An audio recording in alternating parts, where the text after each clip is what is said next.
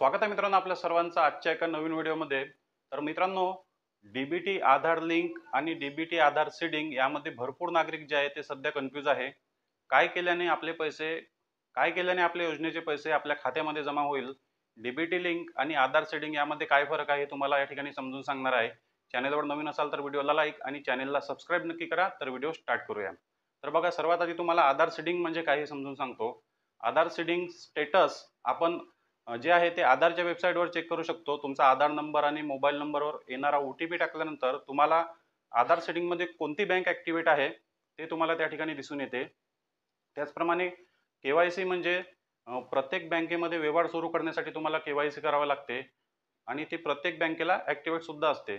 पण आधार सेटिंग हे एका वेळेस एकाच बँकेला ॲक्टिव्हेट असते। जर तुमच्याकडे एकपेक्षा जास्त 2 किंवा 3 बँक असेल तरी पण तुमची आधार सीडिंग हे एका वेळेस एकाच बँकेला ॲक्टिव्हेट राहू शकते। पण तुम्ही बँकेमध्ये अर्ज करून तुमचे आधार सेटिंग बदलून घेऊ शकता। तर आता आधार सेटिंग कसे करायचे, तर आधार सेटिंग करण्यासाठी कोणतीही ऑनलाईन पद्धत सध्या अवेलेबल नाही। एक NPCI म्हणून त्या ठिकाणी वेबसाईट आहे सरकारने काढलेली, पण त्यामध्ये काही दिवसाआधी 4च बँक ॲड होत्या। पण आता रिसेंटली काही दिवसाआधीच त्यामध्ये आणखी 4 बँका ॲड झालेल्या आहेत। पण महत्त्वाच्या ज्या बँका आहेत, ज्या बँकेमध्ये जास्तीत जास्त लोकांचे अकाउंट आहे, त्या बँका अजून त्यामध्ये ॲड झाल्या नाही। त्या बँका जर ॲड झाल्या तर आपल्या चॅनलवर व्हिडिओ येणार आणि तुम्ही घर बसल्या आधार सेटिंग तुमच्या मोबाईलवर ॲक्टिव्हेट करू शकता। तर आता बँकेमध्ये आधार सेटिंग करण्यासाठी एक वेगळा अर्ज येतो। तो वेगळा अर्ज आणि तुमचं आधार कार्ड आणि तुमचं बँक अकाउंटची झेरॉक्स लावल्यानंतर बँकेमध्ये द्यावं लागते आणि काही दिवसानंतर तुमचं आधार सेटिंग त्या बँकेमध्ये ॲक्टिव्हेट केलं जाते। तर बघा, सरकारी योजनेचे पैसे तुमच्या खात्यामध्ये घेण्यासाठी तुमचा आधार सेटिंग ॲक्टिव्हेट असला पाहिजे। आधार KYC जे आहे ते फक्त बँकेमध्ये व्यवहार करण्यासाठी यूज होते, त्याला योजनेचा लाभ घेण्यासाठी वापरता येत नाही।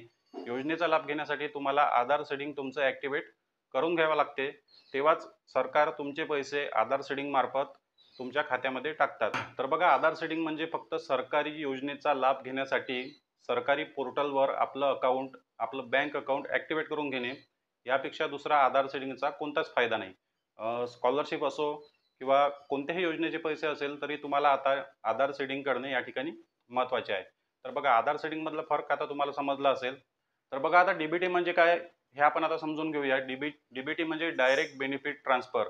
जेव्हा तुम्ही आधार सेटिंग करता, तुमचा अकाउंट नंबर आणि बँक यामध्ये जेव्हा आधार सेटिंग ॲक्टिव्हेट होते तेव्हा तुमचा जो रेकॉर्ड आहे तो डीबीटी डिपार्टमेंटकडे पाठवले जाते आणि तुमच्या योजनेचे पैसे तुम्हाला तुमच्या खात्यामध्ये पाठवले जातात। प्रत्येक राज्याचं जे आहे ते डीबीटी पोर्टल आहे आणि गव्हर्नमेंट जवळ सुद्धा एक डीबीटी पोर्टल आहे। महाराष्ट्राजवळ आपलं डीबीटी पोर्टल आहे MahaDBT.in म्हणून, तुम्ही गुगलवर सर्च करू शकता। त्या डीबीटी पोर्टलवर तुमची पूर्ण माहिती तुम्हाला मिळेल। आता सध्या नवीन ते पोर्टल बनलेलं आहे, त्यामुळे पूर्ण माहिती सध्या मिळणार नाही। रेकॉर्ड येणे आणि रेकॉर्ड सेव्ह होणे त्या पोर्टलवर सध्या सुरू आहे। त्या पोर्टलवर तुम्हाला पूर्ण माहिती मिळेल की तुम्ही याआधी कोणत्या योजनेचे पैसे घेतले, कोणत्या वर्षी घेतले आणि पूर्ण जे काही सरकारी योजना आहे ज्यामध्ये डीबीटी मार्फत पैसे पाठवले जाते, ते सर्व त्या डीबीटीच्या पोर्टलवर माहिती तुम्हाला मिळू शकते। तर डीबीटी म्हणजे काय, तर सरकारकडून योजनेचे पैसे पाठवण्यासाठी एक वेबसाईट आहे आणि त्या वेबसाईटवर तुमचा पूर्ण डाटा सेव्ह आहे। तुमचा आधार नंबर, तुमचा बँक अकाउंट नंबर त्या ठिकाणी सेव्ह आहे आणि त्याच सेव्ह रेकॉर्डवर तुमचे पैसे पाठवले जातात। तुमचं इकडे कोणतं पण आधार सेटिंग आहे, कोणती पण बँकेमध्ये आधार सेटिंग ॲक्टिव्हेट आहे, तो सर्व रेकॉर्ड त्या डीबीटीच्या पोर्टलवर सेव्ह केलेला आहे आणि तिथे तुमचा आधार क्रमांक टाकल्यानंतर तुमच्या खात्यामध्ये या ठिकाणी पैसे जमा होतात। नागरिकांना आणखी एक प्रश्न आहे की फक्त डीबीटीवरच पैसे का पाठवले आणि आपण अर्ज भरताना जो अकाउंट नंबर दिला त्यामध्ये पैसे सरकारने का नाही टाकले। तर त्यासाठी मी एक स्पेशल व्हिडिओ बनवणार आहे। या व्हिडिओनंतर लगेचच तो व्हिडिओ येणार आहे। जर आपल्याला व्हिडिओ आवडला तर व्हिडिओला लाईक आणि चॅनलला सबस्क्राईब नक्की करा। तर भेटूया नेक्स्ट व्हिडिओमध्ये। धन्यवाद।